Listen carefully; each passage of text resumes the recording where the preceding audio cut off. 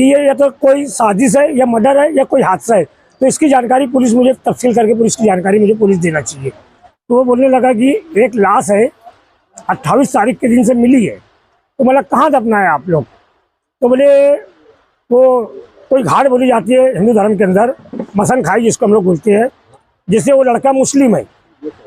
तो आप लोगों ने उसका गुस्ल वगैरह जनाजे की नमाज वगैरह कुछ हुई कि नहीं बोले हम लोग ये सब कुछ नहीं किए। मेरे भाई की वहाँ से लाश निकाल कर जो हम लोगों के मुस्लिम इस्लामी धार्मिक है उस तरीके पे उसका गुस्ल करके उसके जनाजे की नमाज पढ़ा के उसके मुस्लिम कब्रिस्तान में उसको दफनाना है।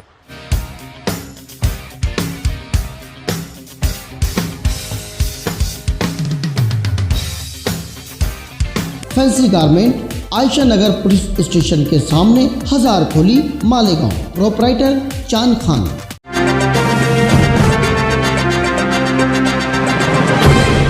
देखते रहिए the prime news Abdul Rahman के साथ। पिछले महीने की 26 जनवरी को नागपुर ताजुद्दीन बाबा के मेले से लापता मदनीनगर की आखिरी गली के घर नंबर 437 का रहने वाला 44 साल शख्स साजिद खान मुनव्वर खान, जिसकी गुमशुदगी की रिपोर्ट 31 जनवरी को उस शख्स के भाई जावेद खान मुनव्वर खान उम्र 50 साल साकिन मदनीनगर मालेगांव ने नागपुर के सक्करदरा पुलिस स्टेशन में लिखाई थी।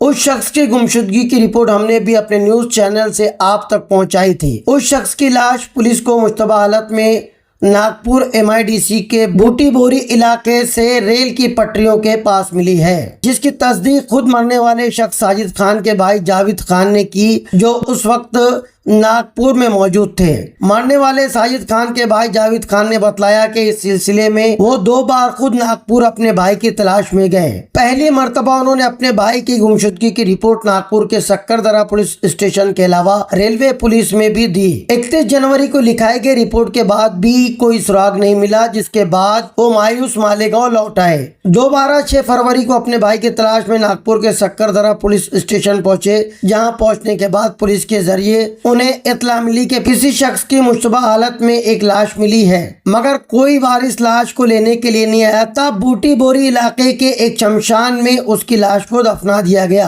मिली लाश के फोटो देखने के बाद जावेद खान ने लाश को पहचान लिया। ये लाश खुद उनके गुमशुदा भाई साजिद खान की थी, जिसे लावारिस मानकर पुलिस के जरिए दफन कर दिया गया था। मिली तफसीलात के मुताबिक इस शख्स के माथे पर गहरे जख्म पाए गए, जबकि हाथ और बदन पर भी खरोच के निशान पाए गए। इसके अलावा नाफ की उल्टी सिमत पेट का एक हिस्सा फटा हुआ था, जिससे पेट की आंतें बाहर निकल आई थी। पुलिस ने हादसाती तौर पर चलती ट्रेन से गिरने को मौत की वजह बताया। इधर मरने वाले शख्स के भाई जावेद खान ने सवाल उठाए कि जब मरने वाले के कपड़े उतार कर इस बात की तस्दीक कर ली गई थी कि मरने वाला शख्स मुस्लिम है, तब पुलिस ने उसकी लाश को शमशान घाट में ले जाकर लावारिस हालत में क्यों दफन कर दिया? अगर जल्द दफनाना इतना ही जरूरी था तो बेहतर होता कि नागपुर के किसी मुस्लिम अदारे से राब्ता कायम करके इस्लामी तरीके से गुस्ल देकर उसकी तदफीन किसी मुस्लिम कब्रिस्तान में की जाती। हमसे बात करते हुए उन्होंने इसी बात पर जोर दिया, साथ ही साथ ईमानदाराना तहकीक का मुतालबा किया। वाज़ेह रहे कि मरने वाले शख्स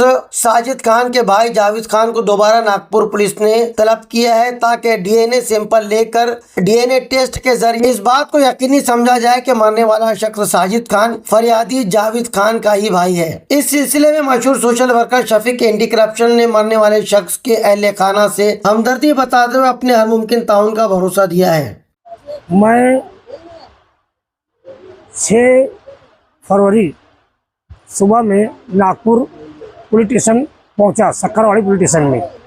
जब वहां मैं पहुंचा तो वहां सर लोगों से मेरी बात हुई। एक पुलिस वाला ऑफिसर आया तो वो लोग बोले आप किस सिलसिले में आए हो?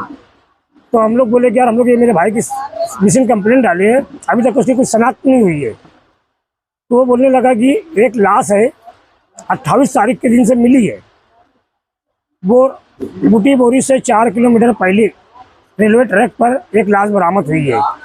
तो अभी उसकी शनाख्त तो नहीं हो पाई है, तो हम लोग उसका फ़ोटो आपको मंगा के देते हैं, आप उसका फ़ोटो देखकर अपने भाई की पहचान बताओ।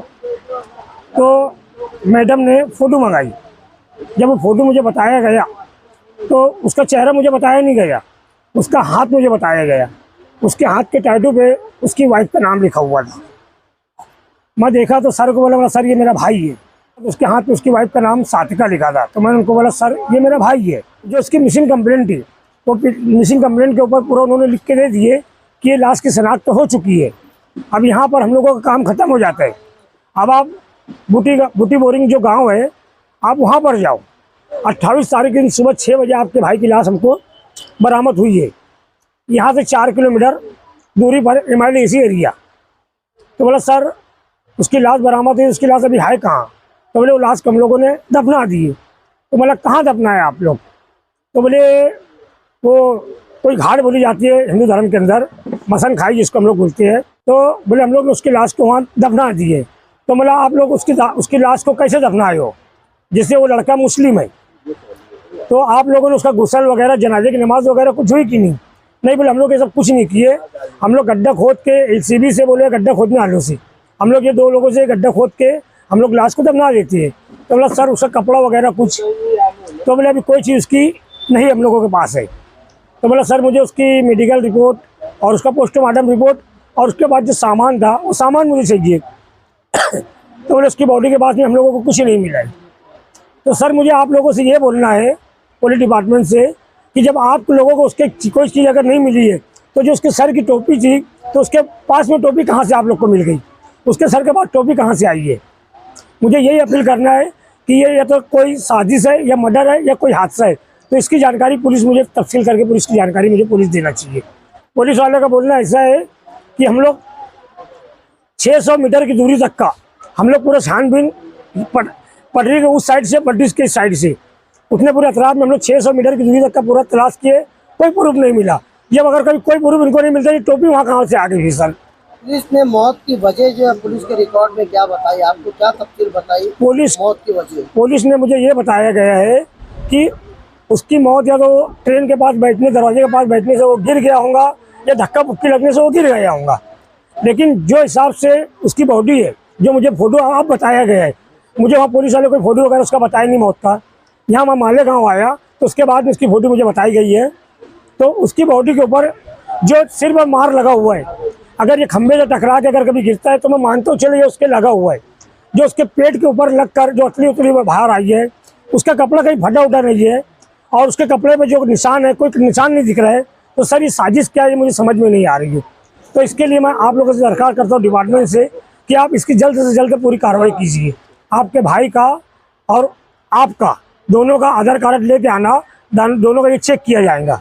तो मैंने ठीक है सर मैं आ जाऊँगा। मैं सर उसके बाद आगे कार्रवाई, तो बोले आगे कार्रवाई तो हम लोग कर रहे हैं ना, जैसे हम लोग को कोई सूचना मिलती है, जो अगर कोई बात होती है तो हम आपको इत्तला करेंगे।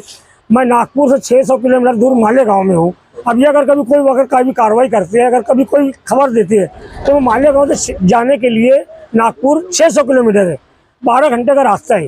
तो मैं इनके बुलाने पे मैं बार बार यही आना जाना इनके साथ में करूँगा। अब सर मुझे रिक्वेस्ट ये है, मेरे भाई की वहाँ से लाश निकाल कर जो हम लोगों के मुस्लिम इस्लामी धार्मिक है उस तरीके पे उसका गुस्ल करके उसके जनाजे की नमाज पढ़ा के उसके मुस्लिम कब्रिस्तान में उसको दफनाना है। मैं आप लोगों से ये रिक्वेस्ट करता हूँ कि आप लोग मुझे इस मामले में मेरी मदद करें।